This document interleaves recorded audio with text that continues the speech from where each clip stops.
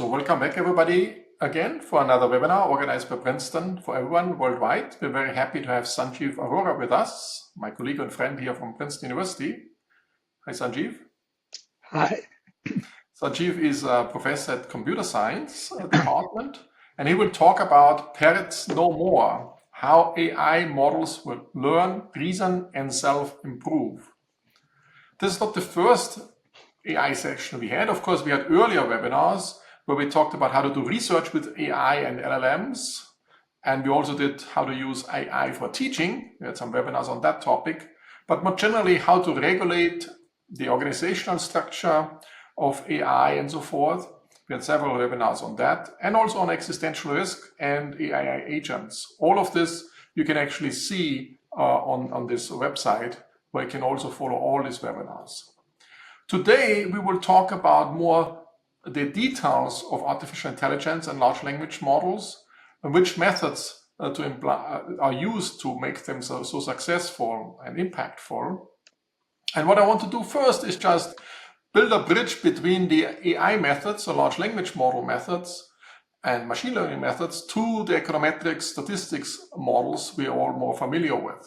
Of course, in general, there's an overfitting problem. So you might have too many parameters estimating a few data points. And you know how to deal with that. That's essentially the AI methods use, of course, a training sample and then do the same thing as in and out of sample.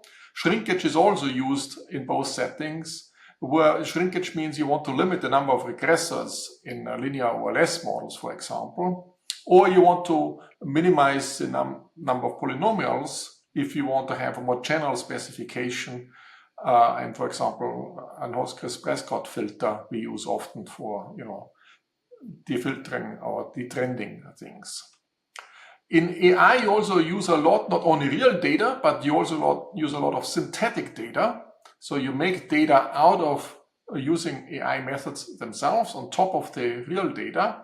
That's similar to bootstrapping and also simulated methods of moments in econometrics. We will learn about distilling today, how large language models can train smaller ones very well without, using much less energy. So distilling will come up as well. And we will see how small models can prepare the data for large models. In economics, we often use over-identified moment matching, where the moments themselves, the moment generation is essentially a small model, and then the matching is the large model. You can view it this way. Or more generally, you often have a two-step procedure where if this vast array and amount of data, you reduce it to some key variables like GDP and other variables, and you have some reduction there, some definition even of certain variables you can see as a model. And then a second step, you run, for example, a vector autoregressive regression on GDP and these variables and so forth. You can see it this way, as one as a small and the other one as a large model. And then we will learn today about metacognition, and perhaps we can relate this, how to discover certain basis functions in the space of functions. What are the basis functions to build things on? So with these connections, which hopefully will become clearer as we speak through this webinar, we will learn out the new methods or the methods used and employed in large language models, which help us, to understand more deeply what is going on in large language models and what will come in the next few months and years. Things are moving very fast. And I cannot think of a better person to ask Sanjeev to explain this to us. Thanks again, Sanjeev, for doing this. And the floor is now, the mic is yours. So I will stop sharing my slides. Thank you, Markus. It's an honor to speak at this this webinar, which I've followed over the years. It was one of the good things that came out of the pandemic. So I'll say clearly what I'm trying to do or hope to do in today's lecture, which is that when I read the newspapers and magazines or talk to friends who are not usually AI people, there are lots of misconceptions and also an underappreciation of where this field is going. And so today's talk is kind of like an expert trying to give you a tour of what's going on in AI so that you are better prepared to use it in your life and as economists also study its impacts. So So primarily, most of the talk will be about the language models, which you've all interacted with. And I'm thinking back to a few years ago when these things first started hitting the news. And there was a lot of misconceptions about it and also disbelief that they could do anything because it feels like they're basically doing what's called autocomplete, which we've had in word processors for a long time. And that doesn't seem particularly smart. So specifically, a language model given a piece of text, Rob went to the cafe and ordered a blank, will give a probability distribution on the next word, like latte, Danish. And tiger, well, that's not a joke. One of the properties of the model is that it never gives zero probability to any word. So even tiger will have some tiny probability. Okay, so, oops. So indeed, the skepticism that this is going to amount to much was widely shared. And there's this paper, famous at the time and infamous now, which called them stochastic parrots, implying that they're basically parroting back things they've seen in their training data. So that was in 2021, so stochastic parrots. But even in this past August, I was surprised to see this article by Ted Chiang in the New Yorker. And ironically, he's a famous writer of science fiction who's explaining why AI isn't going to make art. Not that it's not making art right now, but that it'll never make art. And this is the reasoning, which you can read through. And basically, there are two misconceptions. One is that the language model has only two ways of completing its response to your prompt. One is to take the average of choices that other writers have made in the past, or secondly, to mimic a specific writer. And somehow it doesn't consider anything in between, or the fact that maybe AI has integrated writing of all these writers and come up with something new. Okay, so we'll return to this issue later on. So here's the overview of the rest of the talk. So we'll talk about next word prediction a little bit more formally and try to understand why it's more powerful than it looks. It's not just memorizing the training text.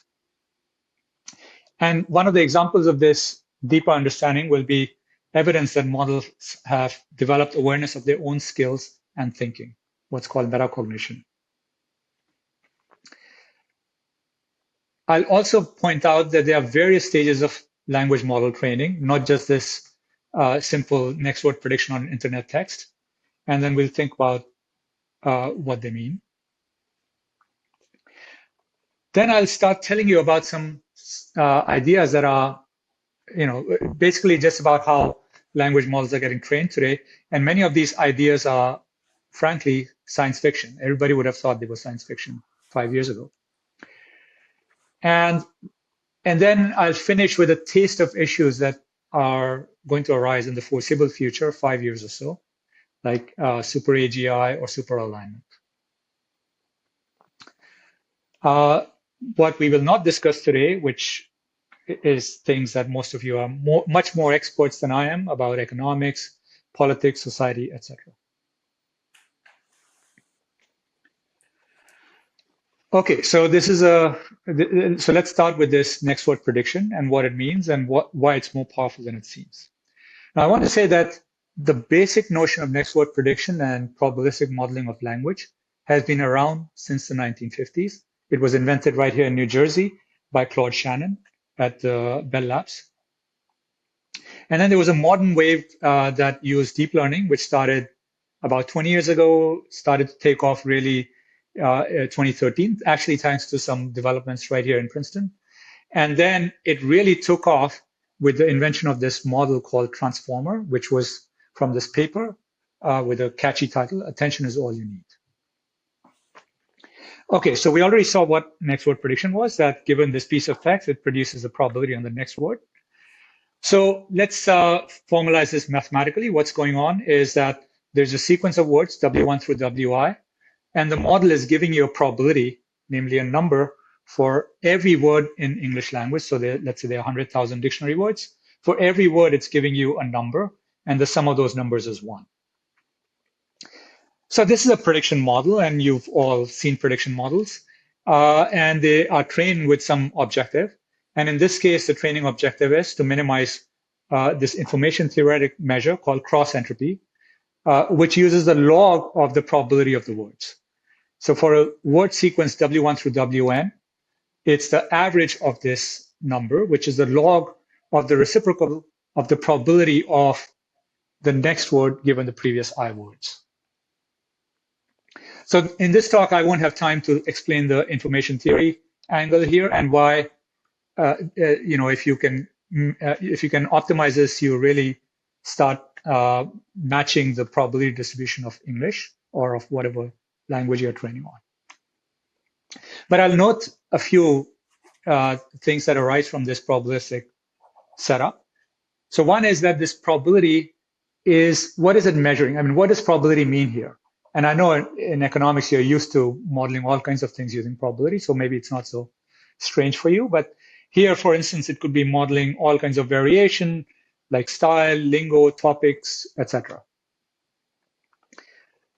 The next important thing that probability gives us is that if you have a way to generate a probability distribution on the next word, then you have a way to generate a distribution on all pieces of text.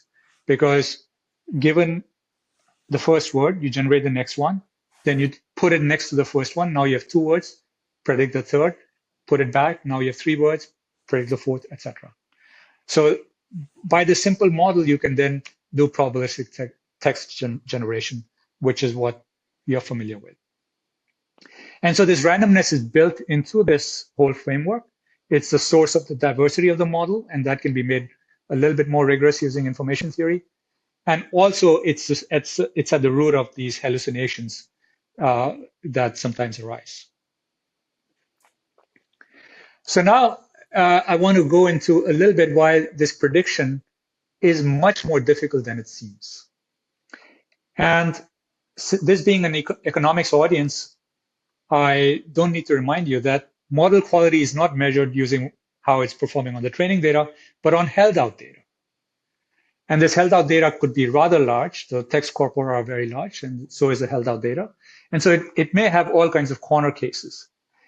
And so when the model has higher quality on this next word prediction task, it means it'll be able to do better prediction in these corner cases, in these rare or novel settings. So we had this example of Rob going to the cafe. Maybe in the held out text, there's a different kind of example, like this one.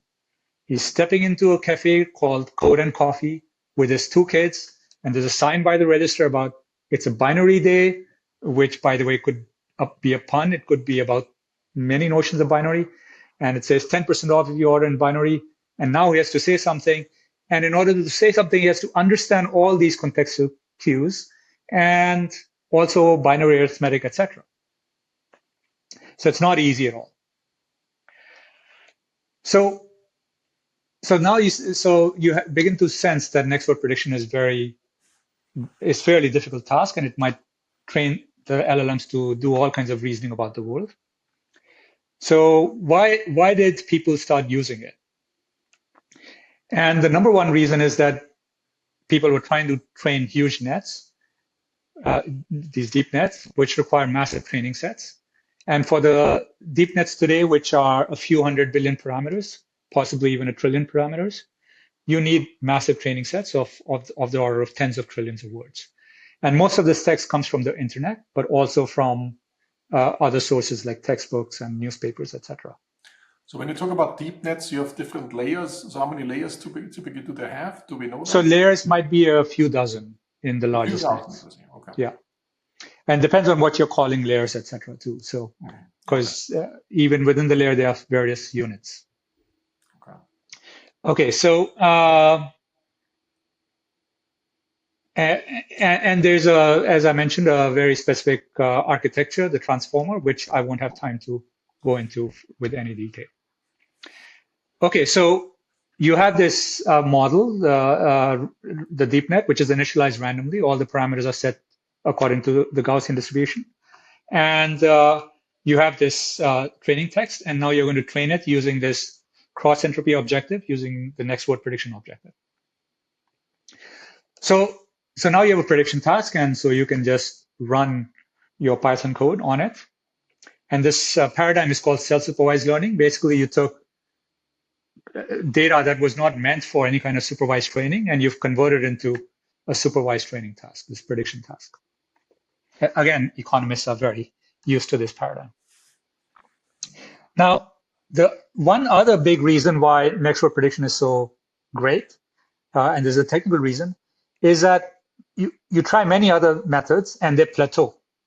So it might work for a billion parameter model, but not even work with a 10 billion parameter model, or at least the performance plateaus. Whereas next word prediction, somehow when people tried it and scaled it up, kept getting better and better. The models kept getting better. I hear some rumors that people have really pushed it and it starts plateauing. There are signs of plateauing, but at least in the models that are released, there's no signs of plateauing. What do you mean by better and better? You mean the out of sample Plateau. prediction became better? Right. So improvement means the predictions keep getting better with larger scale. Plateau means that improvement plateaus. Okay. And finally, the next word prediction has various shortcomings, which are patched by other stages of training. So there's more going on than just next word prediction on internet text. Now, LLMs, as you all know, are very sensitive to question phrasing, which shows that in effect, it's looking at your prompt and picking up cues and adjusting to that. So if you ask the same question in these two different ways, in this teenager way, the Battle of Alamo, versus this longer, more scholarly way, the answers will be very different. And I did this last night, and this second answer is 5 times longer. So this is not really programmed in that, whenever the question is longer, I want to create a longer answer as well, and more formal answer. That's picked up automatically. Right. Right. So yeah, one thing to emphasize again is that all of this framework is very, very, very different from the usual coding approach we have for working with models. Yeah, this model is just answering things on the fly, just based on this deep net. Okay. Your question goes into the deep net, and that deep net figures out the context and what you mean and answers. So we'll go into that a little bit more in a few slides. So one thing, let's address this issue of originality and what this next word prediction means already. And I want to hone in on the idea of skills of the language model. So often when people think about training on internet text, they're thinking about, oh, it's picking up all these factual knowledge from the internet.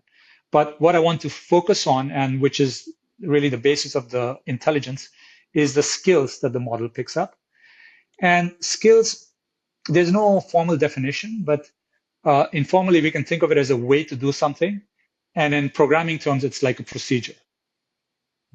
And so procedures can be chained together in novel ways, right? That's why, for instance, computer programming is so powerful. Than memorizing or convex combinations of memories. That's right. Okay. Yeah, and we'll see that. So first, let's see that next word prediction requires learning procedures. And I'll illustrate by this counterfactual. Suppose the term metaphor didn't exist in the language. I claim that you and even a 10-year-old would still have an intuitive concept of metaphors and how to create new ones, which is a procedure, how to create new metaphors or how to understand metaphors. Using text like this, they might have seen growing up or heard growing up.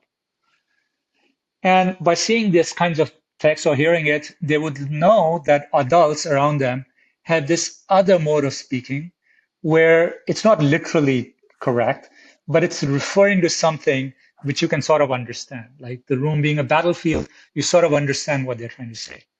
And so once you get that, you'd be able to create new metaphors on your own on the fly. And that's a procedure.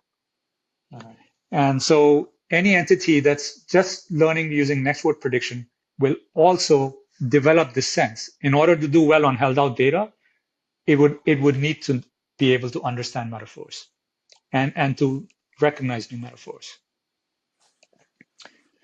So that's an example of a procedure. But now, if you think about it, basically all kinds of complicated reasoning, even writing complex English is procedural. And we can highlight that by this kind of a synthetic question, which we came up with. And this question is actually one of thousands of examples we created for a LLM evaluation. And so the question is, you give me, we ask the model to give us an example of a piece of text with 2 sentences that could appear in a fiction about sushi and exhibits the use of metaphor and ad hominem attack. Now, this is a very strange question. And as I mentioned, what we were doing was designing a new evaluation where we started with a list of skills that we took from Wikipedia. And then we constructed these very strange novel questions using random combinations of metaphors, or of linguistic skills. So most models, this was back in summer 2023, almost 2 years ago. And back then, most of the models struggled with this, but GPT-4, the leading model of its time, had no problems at all and would come up with these pieces of text. And the reason we came up with this evaluation was in part to address this issue of novelty. Like, is the model just copying from training data? And you might say, okay, maybe this appeared in its training data. But the point here is that these kinds of queries that we created were created randomly using random combinations of skills, and not just 2 skills, but like 5, 6 skills. And then turns out the number of combinations of such skills, possible combinations of such skills, gets bigger than the size of the training corpus. So most of those combinations could not have occurred in the training set. And so if the model is still making correct examples of these combinations, then it must have done something novel rather than just copying its training set. So that was the point of this. Can I ask you, so essentially what you're saying, the model can actually develop, the LLM can develop its own concepts, or it can discover certain concepts in the data, which we have never talked about before. No, like correct. Yeah, so yeah, you're right. I put 2 things in juxtaposition in rapid succession. Yeah, there were 2 separate things. One is that the model may pick up the idea of procedures and so on. Now, these procedures we're talking about are well-known. They occur in the literature. They occur in Wikipedia, the names and even the descriptions. But here, the only evaluation is, can it just combine these known concepts, these known procedures in novel ways? Because the number of combinations is so large. So one thing is identifying concepts which are in the data, which we have never discovered so far as humans. Which we'll return to. Take existing concepts and combine them to bigger concepts or a chain of concepts. Correct. So we'll very soon get to the other type 2, where the model actually discovers interesting new concepts. Okay. So before we get to that, I want to actually give you a little bit idea of what pre-training and what the various other stages of training are and how to think about it. And this creature on the top is well-known in AI circles. It's called the Shoggoth. And when the first big model was created, GPT-3, it was just so bizarre and unexpected that this meme sprung up, that it's this creature with all these strange appendages and eyes and whatever, and we don't really understand it. And what I'll try to do is give you some idea of why the model acquires the ability to understand text that it did not see during training and do these tasks that it did not see during training. And again, I'm honing in on this idea of the model picking up little procedures which help it understand. So if you use procedures and I use concepts, is this the same, similar things? Or what exactly is a procedure? Yeah, procedure, I'm a computer scientist, but I mean, all of you also know programming at some level. So yeah, procedures in the sense of programming. You know, it's a thing to do a specific task and you can chain them, combine them. Oh, okay. Yeah, procedure is a technical word in computer science. So LLM pre-training, you've all heard that it's trained on text scraped up from the internet or from the news and literature, etc. Code is a very big source of text because GitHub, as you know, has trillions of words of code already. So this training data is partitioned into categories. Initially, you might have an idea of the category from just where it came from, like Wikipedia, but you can also use small language models to actually partition the text into these categories. And then there's a multi-phase training where each phase is using a different data mix from categories. And the later phases use higher quality data. So as the model develops some intelligence, it becomes more capable at making sense of high quality data and learning from it.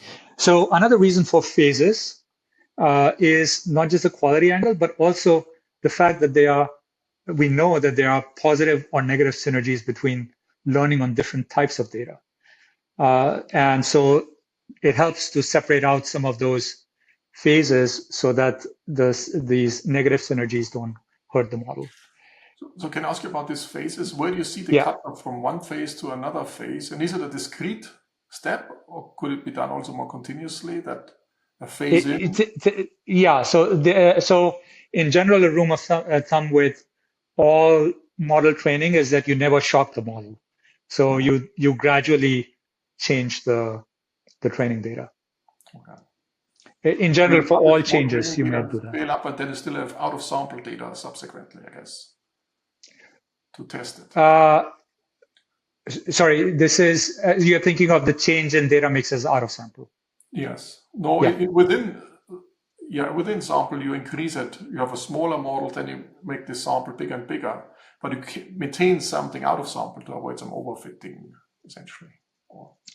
Okay, sorry. So there were several things in your question. So the model is not changing at all. There's no small and large model. There's just a single model being trained. Okay. Yeah.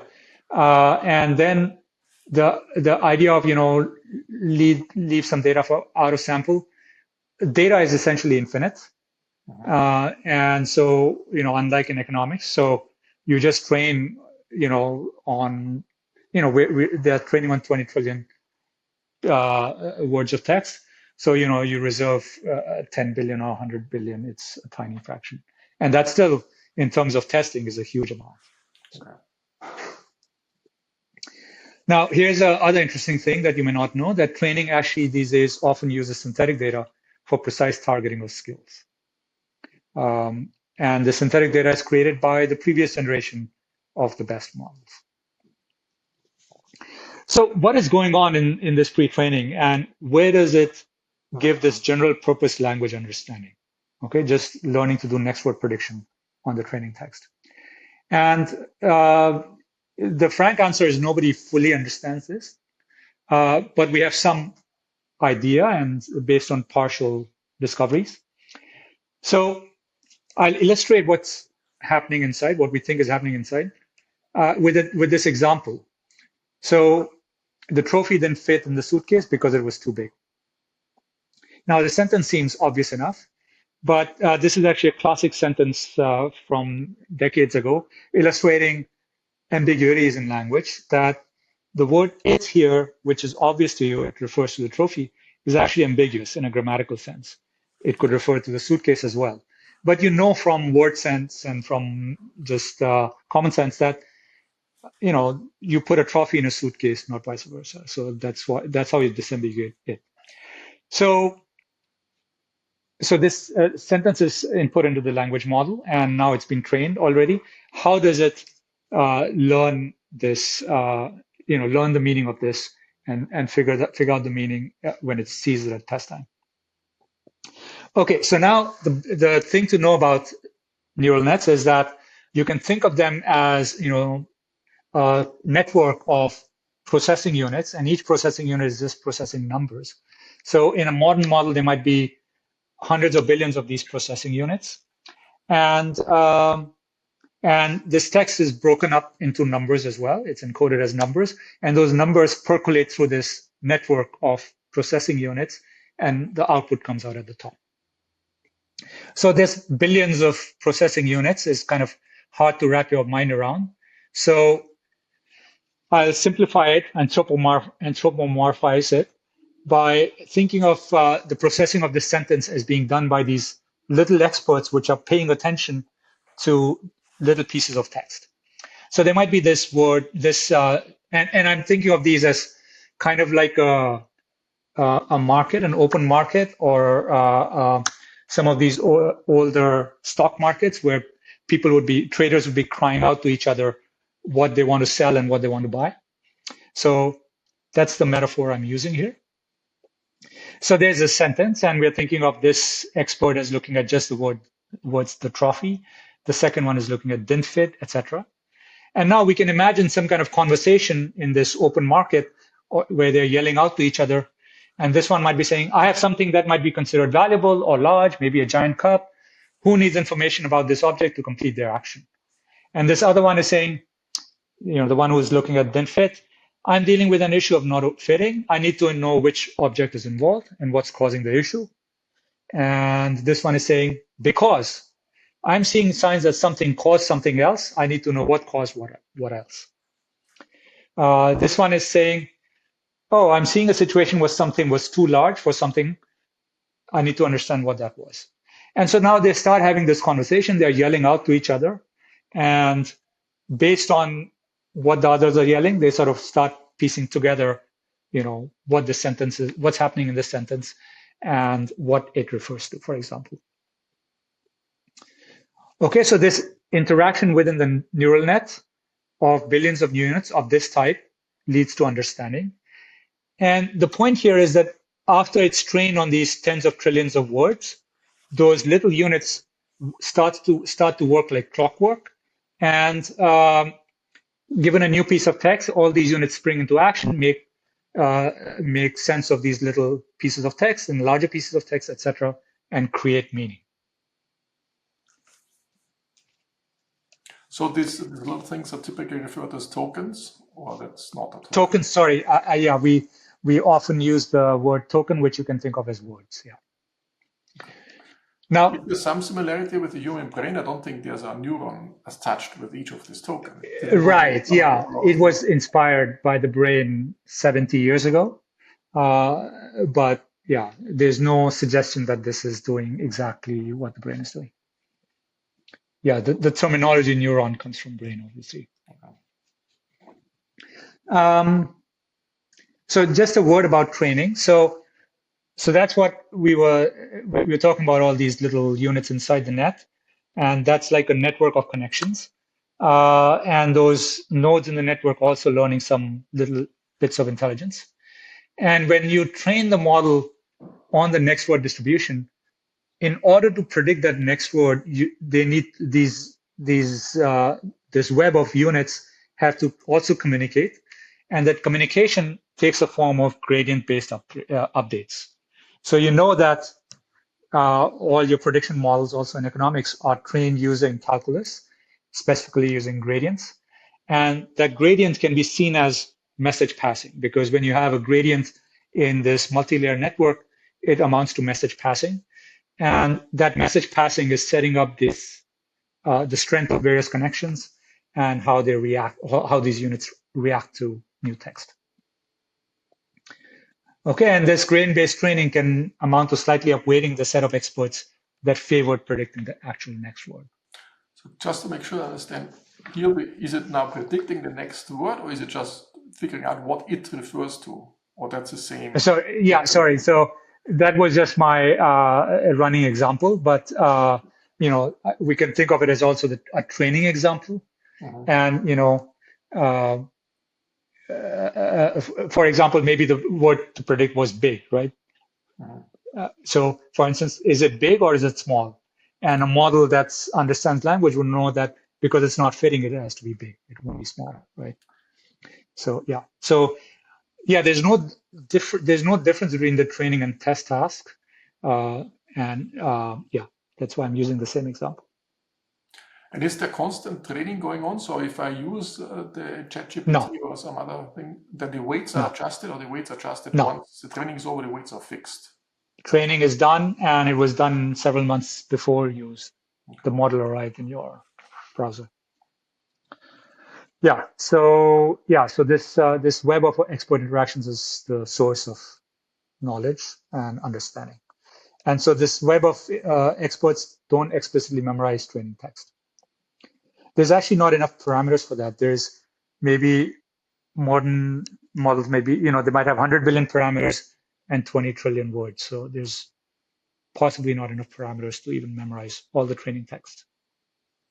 Can I, very simplistically, can I think of, if I take a regression framework, that I put in certain regressions, I put more a higher regression coefficient on it. Is there some analogy to that? Yes, yes. So when the gradient-based training is the same for regression, and the same process is going on, except you don't have multiple layers usually, although maybe in some economics models you do. And then you can think of the gradient as some kind of message passing.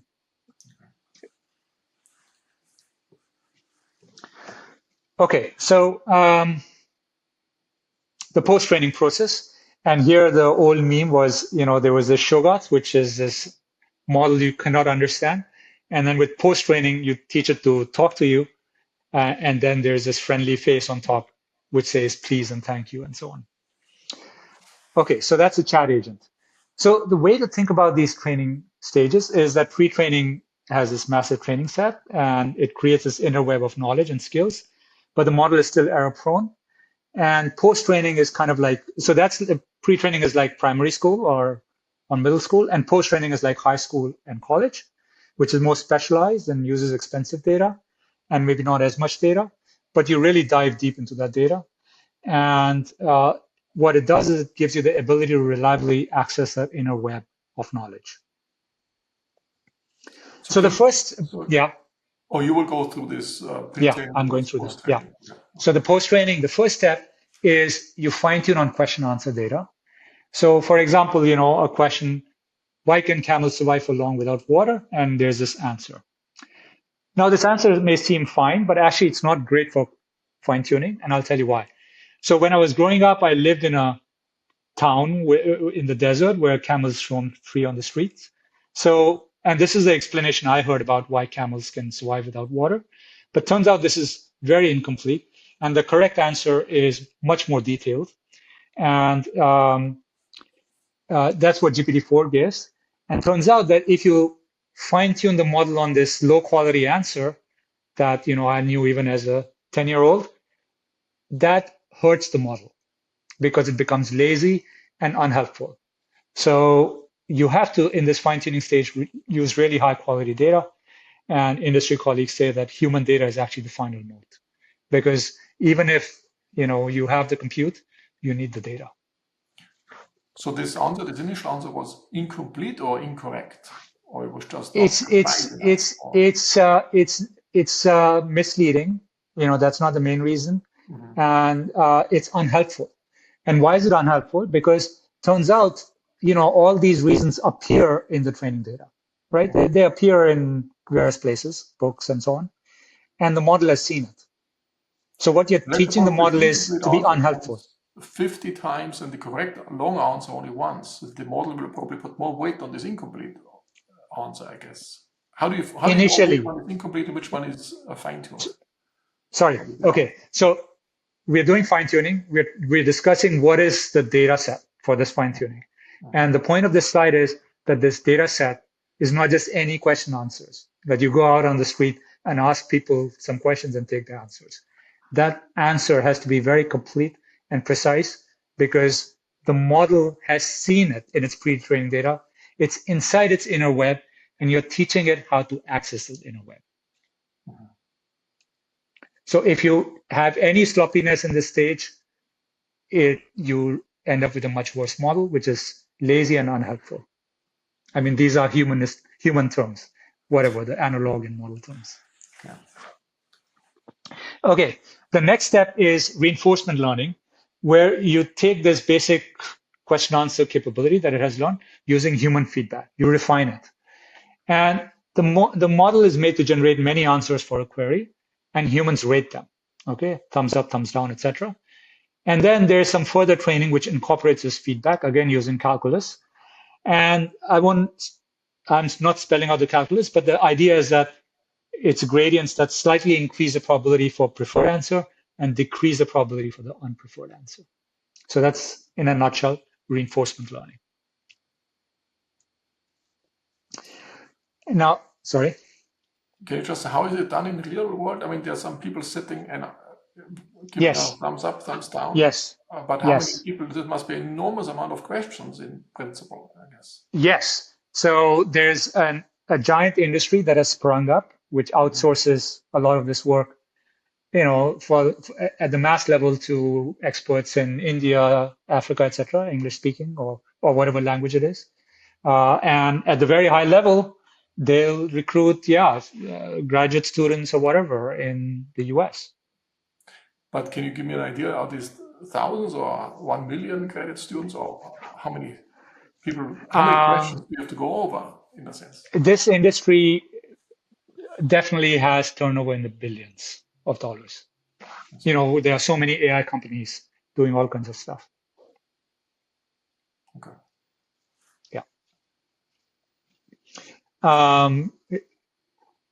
So the third step is safety training. The model should not be cursing and giving inappropriate answers, etc. And this is also taught using reinforcement learning.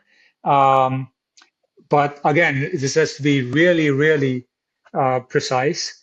And this really the top level experts get involved in designing it. So these people who are earning millions of dollars at the tech companies. So that in a nutshell was training. So I guess I'm running a little bit slow here. So I'll tell you quickly about metacognition and then get to a very important point. So metacognition is, this question of are they aware of how they're solving tasks? And it's from this paper that I wrote with colleagues at DeepMind and Montreal. So before we ask, are models aware of what they're doing? Let's ask, are humans aware of what they're doing? And when you're given a math question, let's say, how do we know that you're aware of what you're doing? And the answer is that you can tell me. So humans have their reasoning about their own thought process and they can share it. How did they break down this question into various steps, et cetera, et cetera? And this is metacognition, thinking about thinking. And it's a big area in pedagogy and other fields. Now, metacognition happens in language models. But what we discovered was that actually they can come up with metacognition about all kinds of things, including things that we don't think appear in any human data. So here's an example. Give me an example of an obscure skill or activity which may not even have an existing name. So GPT-4o told me linguistic exorcism. So I get this answer, I go immediately to Google search and check it out, and turns out this phrase does not exist or it doesn't recognize it. So I say, okay, give me skills associated with this, and I give it the format. The skill name should be 4 words connected with underscore. So it gave me these skills associated with this. So again, okay, it sounds some kind of skill, but I don't know what it is. So I said, okay, give me fine-grained skills under these skills. So that's what metacognition is. You can have core skills, finer-grained skills, etc. So it gives me more fine-grained skills, and then gives me an example. And then I look at it and I realize what it's talking about. He's lazy and useless. Well, it's rephrased as he prefers a relaxed approach and is still finding his strengths, etc. Right? And then you realize what it's done. Like in its training, because it had to learn to do next word prediction, it learned procedures, and it learns that humans sometimes have this mode where they phrase things in a polite way or constructive way, and it's picked that up. And inside it, it has this taxonomy of different cases and skills that are needed to address them. So this is not a single example, that we have papers on this, that there are all kinds of interesting skills that the model knows. And here's another example. So I mentioned this process of creating question answers to train in the post-training stage the language model to become a chat model. And that process had not really worked in the open very much. Academic efforts never really managed to create such data very well. And it was believed that requires this expensive outsourcing.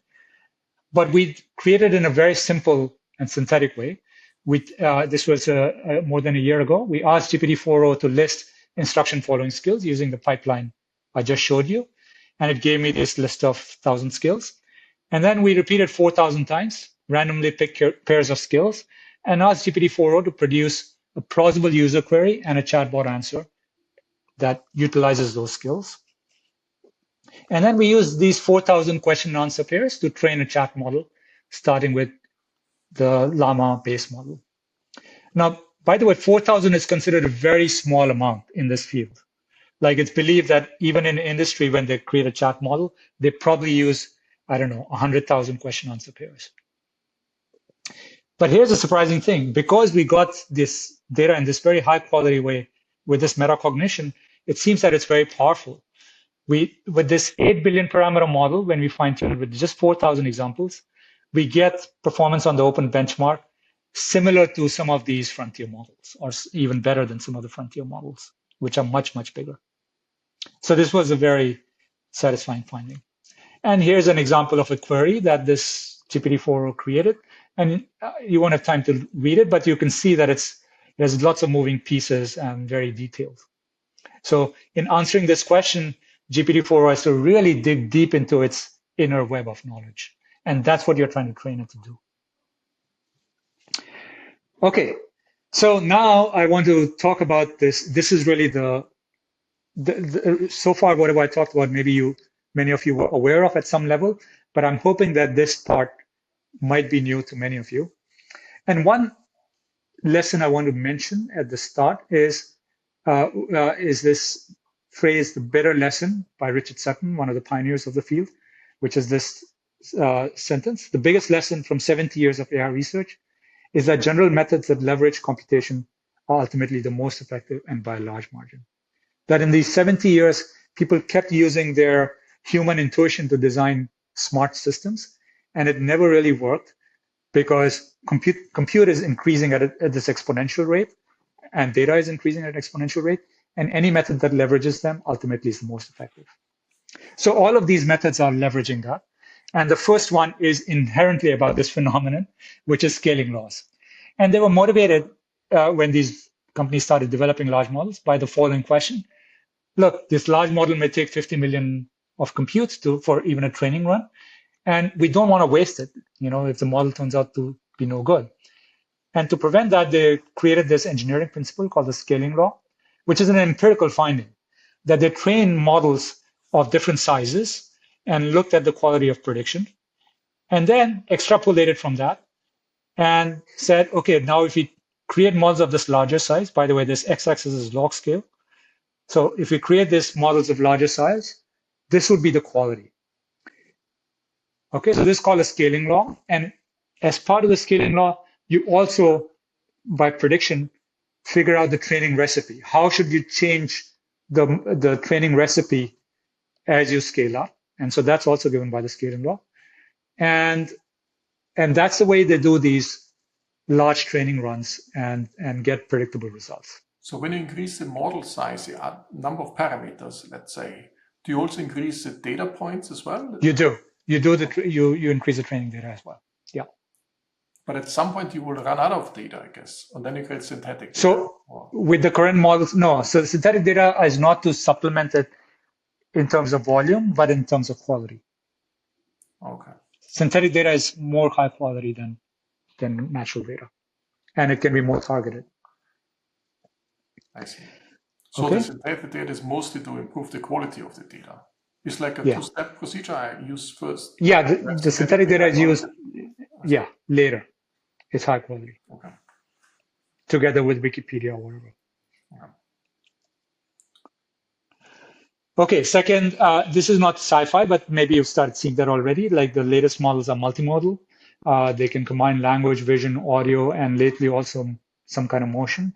And the idea is very simple. So I already described LLMs. And what you do, like if you want a model that understands images and answers questions about that image, like this one, is that you convert images, audio, motion, whatever, into semantic tokens, which are kind of like words. And you teach the language model to process these tokens similarly to words. And then it starts understanding tokens. It starts understanding images. So, I mean, it sounds science fiction that, word is treated no differently from image, but it works. Okay, and when it's done in robotics, it seems to be very powerful because one of the things that has hobbled robotics for decades is that you can train these manipulators and robots, but they're very brittle. They can't work in new surroundings or with new things around them. And this language core lets them reason about what needs to change from their training setting to the test setting. So for self-driving cars and all this would be useful too, in a sense. Yeah, it will be, yeah. And all this. Yeah. So language you can think of as a system 2, the usual system 1 versus system 2. So perception is system 1 really, and language is the system 2 on top. Yeah. So, and now we start getting to the science fiction sounding things, that models help improve future models. I've been hinting this all along, synthetic data, etc. We'll come back to the brain, because we have the limbic system, which is for very fast reactions, and then we have the prefrontal cortex. Do you have a similar analogy in this world too? Yes. So the system 2, I'll say a little bit more in a couple of slides about this. These are the reasoning models. Okay, so but in this slide, I'm just talking about just the basic phenomenon that models help improve future models. And this happens in various ways. So even just good small models, they help clean up the data for training large models. When you scrape data off the internet or various other sources, even out of a book, there's things you want to clean up, like for instance, the LaTeX is not rendering correctly, et cetera, et cetera. And all of that cleanup can be done with small models, which you can run at scale. You can use the current model to rewrite human text in order to train the next model. Just think about this. The presumption in all this talk about language models, stochastic parrots, is that human data is the gold standard. But turns out, if you rewrite human text with a capable model, that rewritten text is much better for training the next model. But can you also manipulate things in a sense? You can also manipulate if you like. Views, I can push and pull political views and all that. Yeah, you can do all of that, yes. So this allows that too. But all I'm saying is, even if you take normal human text and make the model rewrite it in various ways, you can tell it, expound on it, add some explanation, whatever. And all of that could improve the next model a lot. And I already mentioned this, you can use current models to generate specialized training data for next models. For example, varied examples of tricky questions for which you may not have enough examples in the training data, examples of hate speech, etc. Now, we'll see more examples of specialized training data very soon, but I'm just giving you an overview in this slide. And this all sounds strange, but it's a little bit like, these are all machines anyway. And when you're creating the next plane, which is a machine, you're still using machines, smaller machines, to move it around, move it into place on the assembly line, etc. Okay, next example is distillation. And this is really the main reason why the price of AI has dropped so much in the last couple of years that you've noticed. And the idea here is that you use your largest, most capable model to generate tons of data and use it to train a new small model. Now, the exact training process of the small model, again, uses proprietary tricks and scaling laws, etc., new scaling laws. But that's a general idea. And the net effect is that you get most of the performance of the large model with the size of the small model. And the small model may be 100 times smaller. So was this the first company doing this distilling, or was done? All models are doing this. All companies are doing this. So like the GPT-4o mini is the baby of GPT-4o, presumably, the distillation. Yeah, so that's why GPT-4o mini is 10 times or whatever cheaper than GPT-4o. Okay, so this distillation really shifts the performance. So you're no longer relying on the old scaling laws for pre-training. You have new scaling laws and new performance. And it shifts, more importantly, it shifts the economy of future training pipelines. Because now you have these very capable small models, which are going to do all the worker stuff, right, from the previous slide. So, and you'll get better models. So there is some level of self-improvement that's going on. So now that I've improved, sorry, You have a question? So what small, I mean, somebody has to decide what the optimal small model is, essentially. There must be some criteria. Try all sizes, 10 times smaller, 100 times smaller. They all have uses. In this pipeline, everything has uses. In the real world, everything has uses. Like, you want small models for working on people's smartphones or whatever. Okay. Yeah. So yeah, there's a space for everything in this pipeline. So I uttered the words self-improvement, and this gets me really to the heart of this whole business and where it's going. Now, self-improvement in human terms is, this kind of stuff, right? You are aware of what your deficiencies and you try to improve it. And I'll tell you how the self-improvement loops are working and where they're going.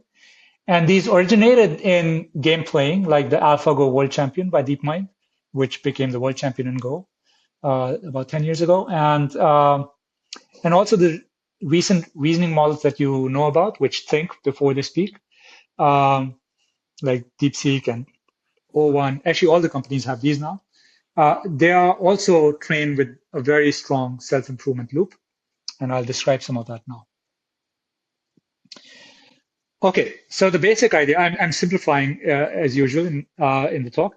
So the basic idea is the following. You start with a large question bank with solutions. So for now, yeah, you still have questions given by humans and the solutions. We'll see that even that can be relaxed. But okay, for now you have that. And you have a model of whatever size, and you're trying to improve it. So the usual thing to do, okay, you have the question and the answers from the humans. So just train the model on it, right? Question answer pairs, we know how to train it. So why not just do that and stop? You can do that, but you don't get the best performance that way. And the reason is that these questions are of all kinds of difficulty levels, and the model doesn't learn very well from that. So ideally, you would stage the learning in some way, and the self-improvement loop will do it automatically. So the idea is that you just feed the questions to the model and let it solve it. So the model has some capabilities already. Most of the questions it may not solve, but some it may solve. Give it 8 attempts, and you get its correct solutions. Now, how you identify correct solutions? Okay, you may need small models yourself, etc., compared to the human answers, whatever. So you get some correct solutions that it has got itself. So this is a little bit like when you were learning. You went to the lecture, you heard the instructor, then you start doing homework, and then when you do the questions, you learn something. But when you learn, your brain is automatically processing it and storing it for future. This model is not doing that. So in order to complete that learning loop, you have to now take its answers that it figured out, best of 8, so it worked a lot, and you give it the best answers, the correct answers, and train it. So this is a little bit like reinforcing good thought patterns, which in humans happens automatically. You learn to solve the question, you work a lot, and once you get the correct answer, there's an aha moment, and your brain is changed forever. And this red line is the analog of that. Okay, what happened here? Yeah, so this is the self-improvement loop, and you can repeat it.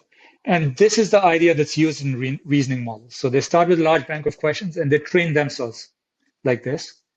And notice that nowhere here is the model actually looking at the human solutions.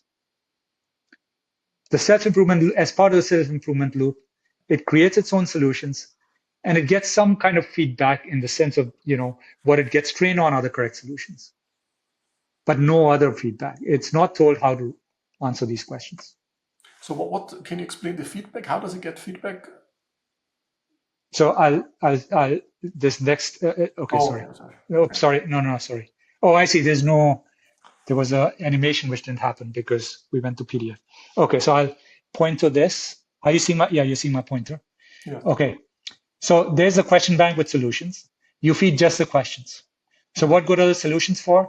There's a worker bee on the side, right? This small model, which is going to look at this model's answers and by some kind of pattern matching or low level I see. You feed it processing, see which is the correct solution. Okay. So these are like STEM questions, like math, coding, etc. So there is a verifiable answer. If you know the right answer, you can verify that it's the same answer. So these questions keep getting fed. Now the model is asked to solve some questions, and it gets 8 attempts.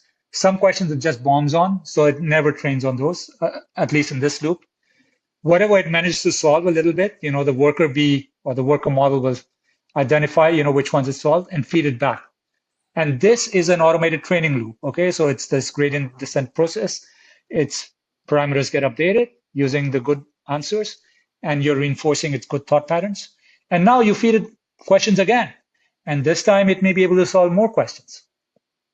And so it gets those correct answers and you reinforce that. What's puzzling me, let's suppose you have a question which is not in the initial bank with solutions. You can also say, oh. Very, very good question. And I was going to say this, but your question anticipates that. So now you look at this and you say, wait, okay, so the model never trained on human answers, but it trained on human questions. Yeah. And at least the humans were able to answer them. Now, here's the thing. Suppose the humans have a million other questions which nobody has bothered to or didn't have the time to write the answers to. You could, and you've trained the model on, say, 1 million, and now you have 10 million more questions. You could start feeding those questions to the model, right? And it generates the answer. And now you can do various things. You can try to do some other pipeline to verify the answers, like another model. Or, you can show the humans the answers, and sometimes it's much faster to verify the answers than to come up with the answers, right? So there are all kinds of other ways now you can take unsolved questions and answer them, right? And indeed, this DeepMind system, which won the silver medal at the Math Olympiad, this famous exam for high school math, which is very, very hard. Like all the famous mathematicians won gold medals in this. So it won the silver medal there, and probably this year it would win the gold medal. And what it did was indeed something like that. So it started with some question bank, but that's not a very large question bank, human written answers. And also in that question bank, there are some questions which are too hard for the model. So it does the 8 attempts and it's not able to solve them. And then they taught it to do something very interesting, which humans do too. Given a difficult question, it learns to generate simpler questions and tries to solve them. And whatever it solves, it adds back to its training to reinforce its good thought patterns. And it sort of scaffolds its capabilities up to the ability to solve Math Olympiad questions. I see. So some self-improvement was, special cases. It solved the simple. Yeah, you can think of it that way, yeah. But it generated a lot of interesting questions using that. Just as, a language model, you give it a prompt, it can generate interesting things. This model, you give it a difficult math question, it's inspired to create lots of other questions. Then there's agentic AI, language models. Think of a world where, the language model mediates your interactions with all kinds of resources on the web and tools, Python, other agents, etc. So you'll delegate your tasks to that. Now, I should wrap up. Peaking 5-7 years ahead. Yeah, you can go another 10 minutes if you need it. Okay. So expect to see weird phenomena. And I'll illustrate using this example of weak to strong generalization, which was in a paper from OpenAI. And they started giving grants to researchers to explore this phenomenon more. And I got one of those grants as well. So here's the phenomenon. And I call it strong student corrects the weak teacher. And this reminds you of these stories you might have heard about past geniuses like Gauss, the mathematician, that, as a school kid, he could already correct his teachers. Okay, so the experiment was the following. So this was at OpenAI. So they took a weak model, GPT-2, and then a strong model, GPT-4. And they came up with a new task and questions about something. And this is not in the training set, right? This is at OpenAI. They know exactly the training set. This task was not in the training set. And questions. And you have the answer too, okay? And now the weak AI tries to solve these questions. And it's trained on some data set, which allows it to solve these questions. So it shows the answers of half of these questions to the strong AI. Okay, so the weak AI got some training. It managed to, so it tried to solve half the questions, and let's say it actually solved only 60% of them. It shows its answers, wrong and right, to the strong AI, okay, for these questions that it's tried to solve. Now, there's still the other half of the questions it did not solve, or it was not shown. And now the strong AI solves the remaining half of the questions, and the weak AI does as well. And we find that even though the strong AI learned about the task from the weak AI, right, and the weak AI had all kinds of mistakes, only 60% accuracy, the strong AI learned the task much better from the weak AI's answer and is able to get, say, 70% accuracy instead of 60%. Because you can combine it with other data and other concepts in the model environment. No, it's just a better. It has more concepts and more data in its inside, and it's more capabilities inside it, which makes it just learn much better. And it even corrects, in some sense, the weak AI. Can I ask you, weak versus strong? Earlier we talked about small versus large. Yes, think of it small versus large. GPT was a small model. Okay. It could be weak because there was data fed in. So weak is just in human terms weak. Yeah. Okay. Okay. So lower capabilities. Now, this, in some sense, brings us back to full circle with things we started with. Like stochastic parrots. Do they have any new understanding? And here you see concretely that once you have a certain level of capability, you have some level of understanding. It saw this new task. It got the examples from the weak AI, which is making mistakes left and right, and it figured out the essence of the task and solved it better than the weak AI. Okay, so it learned from synthetic data, it learned from weak synthetic data, and it managed to learn much better than the data that it was shown. Okay, so we've come full circle, and which brings me to my final slide. Where is all of this going? And in the previous slide, the weak and strong were two AIs. But where this is going with the self-improvement loops, most experts think, if not, there's difference of opinion whether it'll be 5 years or 10 or 20. But it seems like there's no inherent reason why we will not see superhuman intelligence. Certainly intelligence that combines all the current human intelligence in one entity. And then we run into these old fables and myths, going back to Adam and Eve, the issue of free will, how does this agent behave, etc. And those are some of the discussions that have already begun. And how would humans teach this super AGI or very intelligent AGI how to behave and behave in a safe way?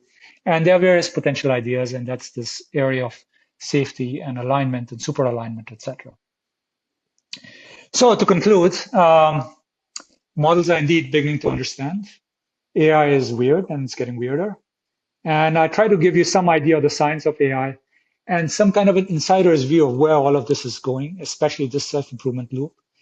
And indeed, that was really the key part that I wanted to build up to. And I'm hoping that it equips you to think about AI in a different way in your own life and work and research. Thank you.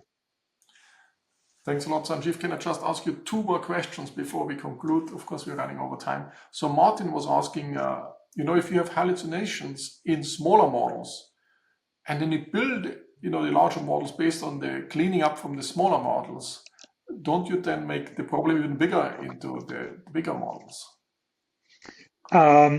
That's possible. Certainly, even in the reasoning models, there's a noticeable increase in hallucination rate. People have noticed. Remember the reasoning models are training on their own data at the end, right? So the self-improvement loop. Yeah. So yes, all of those are very much possible. Yeah. So these are all research questions right now. The other question is about, if you look at the real languages like English versus German or Chinese, would you say that what language you feed in, what real language you feed, day-to-day language you feed in has implications on these models as well. At least in philosophy, Heidegger and so forth, they said, oh, the language you grew up with makes a huge difference the way you think. Do you think that's also the case for these machines? That whatever you feed in terms of whether it's in English or in Chinese, it makes a difference. Yeah, I think it does. Yeah, and it's not quantified fully, but there are studies showing that the English bias in at least the American models, and I'd be curious what they find about the DeepSeek model, which is trained extensively on Chinese. Yeah, but definitely that exists. But at the same time, I should mention an important phenomenon that there is generalization across languages. So in under-resourced languages, say in Africa or something, you don't have a lot of training data, and that source of transfer from English or other languages to those languages is actually the dominant way they acquire capabilities in that language. So there are downsides to that, but there's also huge upsides. Yeah. Okay, thanks a lot. I think we learned a lot and got much deeper understanding what's going on in these type of models. I think there's probably many more things coming up in the next few, I shouldn't say years, I should say in months, because things are moving so fast. But it's also not only from a technological side, but also the understanding and the research side, and primarily driven by computer science, will help us a lot in this in order to get a better understanding. Let me perhaps add one more. What's about consciousness?